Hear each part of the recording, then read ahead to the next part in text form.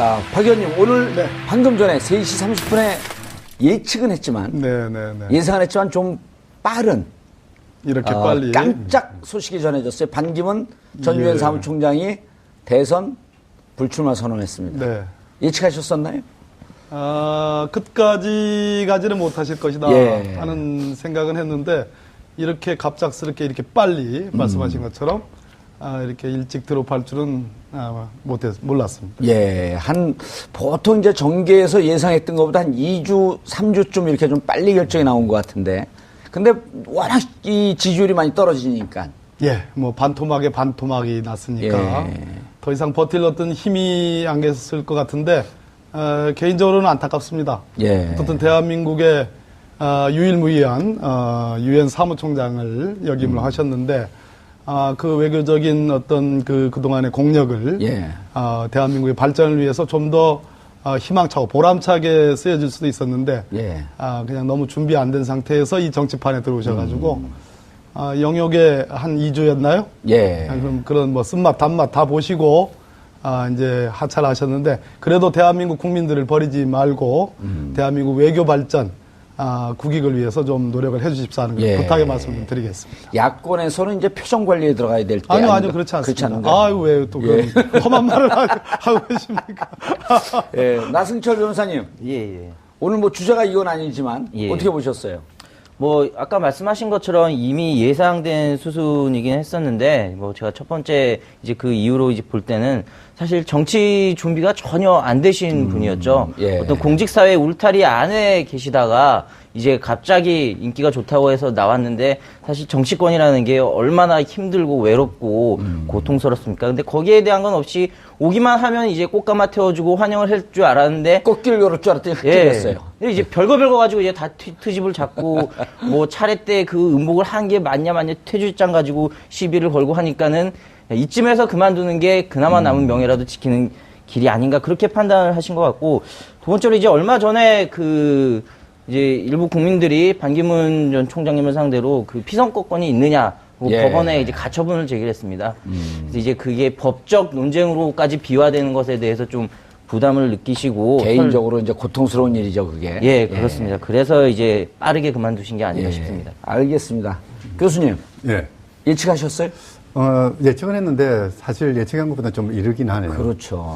사실 그 정치인이라면, 특히 정치적인 지도자가 되려면은 자기 나름의 가치를 가지고 이 가치로서 국민들에게 비전과 희망을 줄 수 있어야 되거든요.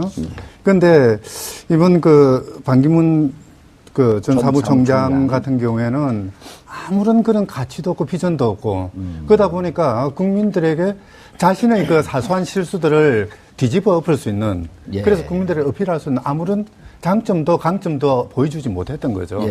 뭐 그러다 보니까 그 지지율은 뭐 반토막에 반토막 날 수밖에 없고, 결국은 이렇게 도중하차하는 그런 모습을 보일 수밖에 없었던 거죠. 이 변호사님. 지지율이 이렇게 떨어지면 정치권에 있던 분들은 결국 또 바닥까지 가서 언제든지 다시 올라올 거라고 예상을 하면서 버티는데, 사실 정치권에 처음 들어온 분들은 쉽지가 않거든요.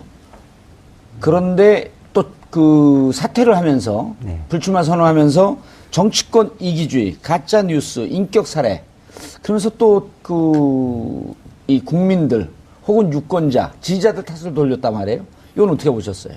그러니까 저는 반기문 사무총장을 보면서 장관은 하체가 부실해서 오래 못 갈 거라고 생각을 했었는데, 방송에서 하체하고 싶으세요? 왜 그러세요? 근데 이게 퇴임 사퇴 발언한 게 더 문제인 것 같아요. 그러니까요. 통상적으로 좀 본인이 사실상 아직 준비가 덜 됐다. 아직 국민들의 부름을 받기에는 이르다. 이렇게 하면서 사퇴하는 것이 일반적인 건데, 이게 지금 남 탓을 하고 있거든요. 국민 탓을 하고 여론 탓을 하고 있거든요. 그러니까 사퇴를 하면서도 훗날이 없어 보입니다. 그러니까 말하자면 가슴이 간장종지만하다는 것을 보여주고 간 거죠. 마지막까지. 아니, 그만둔 분한테 너무 그렇게 혹독하게 말씀하시고. 아니, 이제 객관적으로 해야죠, 객관적으로. 일단 침 뱉고 돌아서는 듯한 모습은 보였어요. 우물에 침 뱉고 그러니까 고개 숙이고 스스로를 좀 낮췄으면 다음 5년 후에 또 기회도 있을 수가 있는데 이거 뭐 나는 잘났는데 여론들이나 다른 사람들이 이상한 사람들이다. 예. 나를 왜 그렇게 몰아붙이냐 이런 식으로 해서 사퇴를 했기 때문에 내일이 없다는 거예요. 내일이 없다. 이재하 변호사는 민변 회장 떨어졌을 때 뭐라고 인사했어요? 열심히 씩씩하게 활동을 열심히 하고 있잖아요. 아니 뭐라고 변을 했냐고 물으니까 제가 부족하다고 그랬죠. 그거는 팩트 아니에요. 네. 예. 대단해. 아니 근데 재밌군요 이 프로그램. 예. 근데 의원님 예. 같은 이제 정치인으로서 의원님도 이제 청와대 생활도 하시고 다 나왔고 이제 했는데 네. 막상 정치권이 의원 활동을 하거나 정치하는 분들은 정치권이 정말 최고의 전문 직종이다 이런 얘기를 한단 말이에요. 아, 그럼요. 예. 가시밭길에서 완전히 가시밭으로 되어 있는 곳에서 맨발로 우리 정 의원님 너무 잘하지 않습니까? 예. 진짜 싸우는 거거든요. 예. 여기에 뭐 가식이 있을 수 없고 그런데 반기문 총장님 같은 경우에는 평생을 외교관으로서 우리가 이거 외교적 언사야? 뭐 이런 외교적으로 하는 말씀이죠. 그렇죠. 레토릭이라고 이런 레토릭이라고 하고. 얘기하는 그런 데에 평생을 익숙해 계신 분이 이거 진짜 싸우는 거네. 그래서 마지막에 오늘 이제 사퇴 안 하시겠다라고 하시면서 우리 이재하 변호사님도 말씀했지만 이것은 이제 탓으로 돌리는 거에 대해서 이분이 절대 이것을 현실로 받아들이기 어려운 상황이었던가 보다. 예. 조금 안타깝습니다. 예, 알겠습니다. 반기문 전 총장은 불출마 선언하면서 짧게 독서를 하셨지만 그럼 방금 우리 박범계 의원님은 안타깝다. 그리고 대한민국의 소중한 자산이다. 대한민국 국민을 버리지 않았으면 좋겠다라고 하는 덕담으로 인사말을 대신했습니다. 아마 이런 것이 정치인의 자세가 아닌가 하는 생각이 듭니다.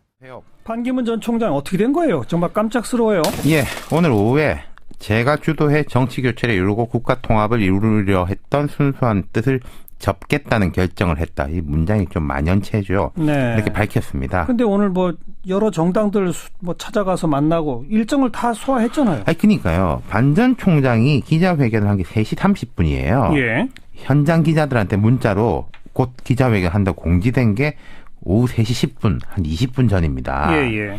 그런데 그 앞에 오전엔 새누리당, 바른정당 만나가지고 당대표 만났고 심지어 오후 3시에 정의당에서 심상정 대표를 만나서 환담을 했어요. 어허. 3시에 심상정 대표 만나고 3시 반에 사퇴 기자회견하고. 네. 심지어 이제 기자회견 하던 시간에는 여의도 이제 모빌딩에 캠프 사무실 공사가 한참 진행 중이었습니다. 그래요? 예, 인테리어 공사하고 있었거든요. 모레 입주하기로 하고. 그럼 도대체 오늘 새누리당, 바른정당, 정의당 당대표들은 이거 뭐가 되는 겁니까, 이게? 반 전 총장이 이 기자회견을 낭독하고 따로 질의응답을 안 했습니다. 하고 싶었겠습니까? 하지만 기자들이 이제 언제 결심하셨느냐 이렇게 물어보니까 오늘 오전에 혼자 결정했다. 이렇게 짧게 대답을 했습니다. 네. 사퇴 배경은 뭐라고 분석됩니까? 역부족 한 단어로 설명할 수 있을 것 같습니다. 그렇죠. 지표상으로야 아직도 대선 주자 중 2위지만은 저희가 이제 설 특집 방송에서 박성민 대표하고 제가 이야기했지 않습니까? 계속 하락 추세고 별로 좋아질 기미가 안 보인다. 예. 중도 포기 가능성이 좀 크다. 이렇게 말씀을 드렸죠. 그대로입니다. 본인이 밝힌 배경은 뭐라고 그랬습니까? 자, 정치에 투신할 것을 심각히 고려해 왔다. 그러니까 공식 출마 선언은 안 했었어요, 실은. 아직은 없었죠. 예. 그러면서 저의 순수한 애국심과 포부는 인격 살해에 가까운 각종 가짜 뉴스로 인해서 명분은 실종되고 오히려 개인과 가족, 10년을 봉직했던 유엔의 명예에 큰 상처만 남기게 되므로 결국은 국민들에게 큰 누를 끼치게 됐다. 이렇게 밝혔어요. 본인은 순수했는데 현실은 그렇지 않다.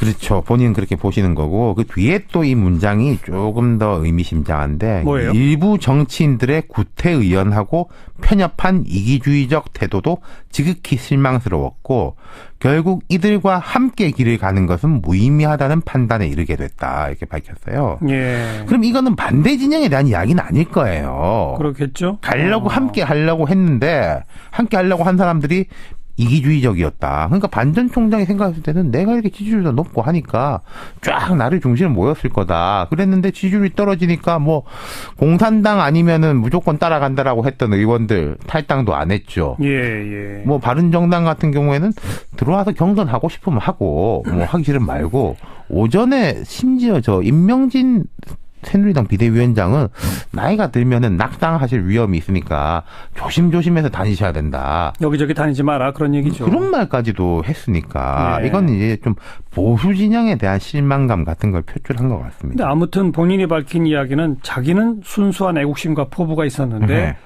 다 남이 잘못한 거네요. 그렇죠. 뭐. 자, 이게 이제 누구한테 유리하고 누구한테 불리하고 뭐 이런 거 따져야 되잖아요. 그렇죠.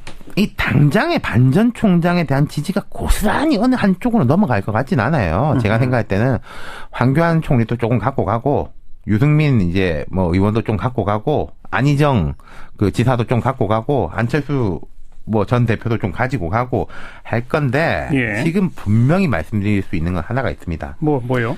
이른바 이제 빅텐트론의 소멸이죠. 빅텐트는 없다. 그렇죠. 그러니까 뭐 친박과 친문이 아닌 모든 세력이 반 전 총장 중심으로 모이는 이 프레임인데 이게 애초부터 어려운 일이기도 했어요. 그리고 반 전 총장이 지금 좀 보수적 색채를 강화하면서 호남의 지지율이 특히 빠졌거든요. 그렇죠. 그러니까 빅텐트보다는 좀 보수 쪽으로 계속 기울고 있었는데 예.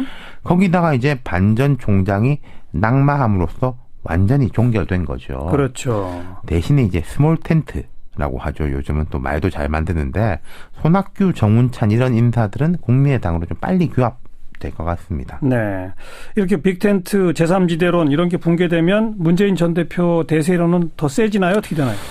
그런 면도 있고 아닌 면도 있어요. 2등이 사라진다. 그럼 1등이 당장 좋은 것 같은데 문 전 대표 입장에서 보면 그 지난 방송에서 말씀드렸지만은 반 전 총장이 좀 이렇게 버텨주는 게 지지부진하면서 그게 더 좋았을 거거든요. 그런 부분에서는 이게 불확실성이 강화된다라는 점이 이제 있는 것이고 예. 안철수 전 대표 같은 경우에는 그때 이제 말씀드렸지만은 자기 말이 구현된 거지 않습니까?